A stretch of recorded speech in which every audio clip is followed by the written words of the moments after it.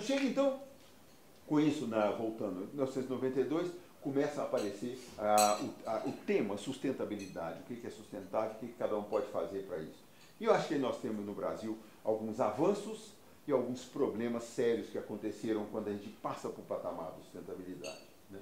Os grandes avanços. Eu acho que é o seguinte, teve aos trancos e barrancos, né? Tem um livro do Darcy Ribeiro chamado Aos Trancos e Barrancos, como o Brasil deu no que deu. Né? Aos trancos e barrancos vai um pouco assim, o que acontece? Algumas linhas que não são, se a gente olhar um pouco de fora, fala, qual que é a lógica disso? Né?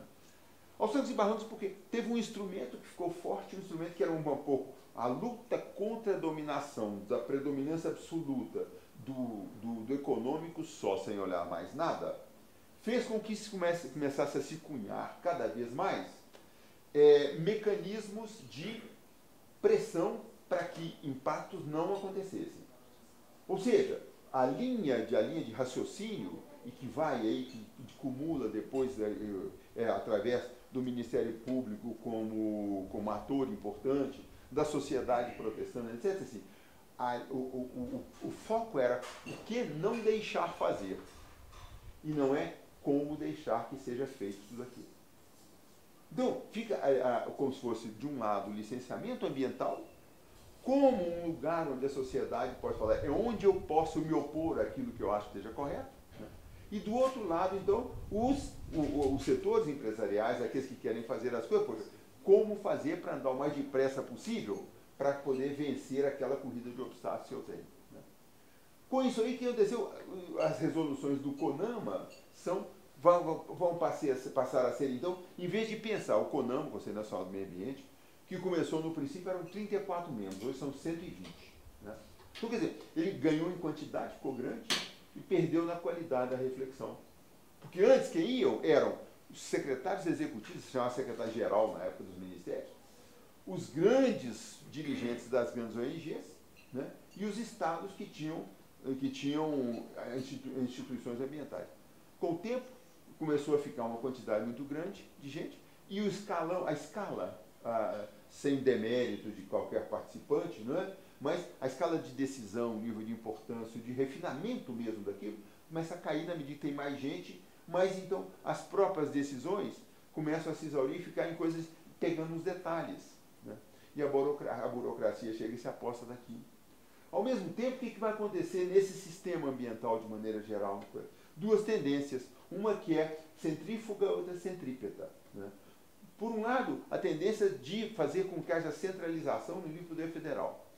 Teve uma época que existia realmente, no próprio nível federal, uma atomização grande. Era SEMA, IBDF, né, o Ministério da Agricultura, a SEMA, o Ministério do Interior, a da Borracha, o Ministério do Desenvolvimento, a SUDEVIA, e a SUDEP, o Ministério da Agricultura. Tudo isso tinha a ver, então juntou-se aquilo tudo, que eu acho que foi muito bom, e se volta para aquilo tudo dentro do que era o IBAMA. E o IBAMA, por sua vez, aí ficou assim, opa, agora sim, eu tenho a força, né? Então começou a ser o órgão central. Aí depois, em cima do IBAMA, coloca-se o Ministério do Meio Ambiente, né? Lidando com o CONAMA. Então, essa tendência é centrípeta, né? Puxando para o centro. Ao mesmo tempo, na medida que você tem isso, quando tem alguma coisa que quer se manter, quer ter um poder, aquilo ali, o que acontece? Aquela tendência centrífuga do sistema, que era uma teoria do princípio, que é façamos com que haja um pedaço que os estados e até nos municípios, para poder descentralizar o poder e fazer que cada um no seu lugar decida o que é o melhor. Afinal, qual é o ambiente que nós queremos? Nós é que sabemos, nós é que estamos aqui, né, nessa coisa centrífuga.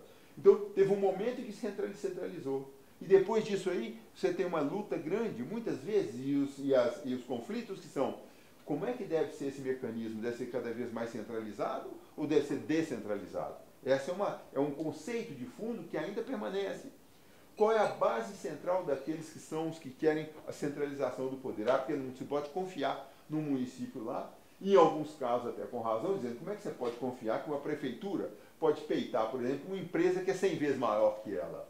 Tem que ter um poder maior que possa se levantar contra aquilo e fazer com que dê o respaldo. Tem razão, mas tem razão também o outro lado que diz, mas peraí, nós aqui estamos perto, estamos vivendo, aqui a gente sabe onde é que o calo dói, onde é que o sapato aperta. Né? Então, como é que equilibra isso? Né? E aí tem uma questão de equilíbrio que é fundamental e que ainda não está resolvido. Já, como nós vamos, as reflexões como é que nós podemos resolver isso? Né? Entre os estados mesmos, se a gente pegar um estado feito São Paulo, por exemplo, quando você pega no nível de estados e municípios, por que em alguns estados você tem uma maior facilidade de o estado, em vez de fazer ele mesmo, ele apoia que os municípios façam suas estruturas?